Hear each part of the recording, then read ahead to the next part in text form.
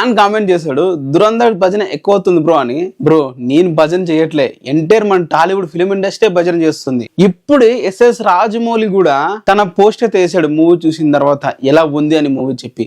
తను అంటున్న మాటలు ఒకసారి విను నువ్వు. నాకు దురంధర్ పార్ట్ 1 అంటే చాలా ఇష్టం, కానీ ఈ దురంధర్ పార్ట్ 2 స్కేల్ అలాగే ఎమోషన్ విషయంలో మొదటి భాగాన్నే మించిపోయింది. ఈ ఫిలిం యొక్క writing, casting, technical visuals, background music, direction అన్ని లోపల లేకుండా అద్భుతంగా వచ్చాయి. ముఖ్యంగా ఇందులోని ఎమోషన్ సీన్స్ ప్రేక్షకుల్ని కట్టి పడేశాయి అని అయితే చెప్పాడు.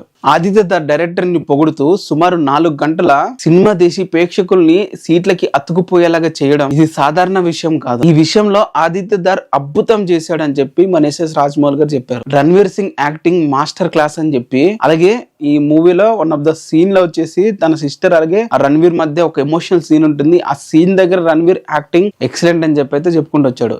సో ఎస్ఎస్ రాజమౌళి గారే ఈ క్రాఫ్ట్ గురించి, మూవీ గురించి ఇంత అద్భుతంగా చెప్తున్నప్పుడు మనం మాట్లాడుకోకపోతే ఎలా చెప్పండి.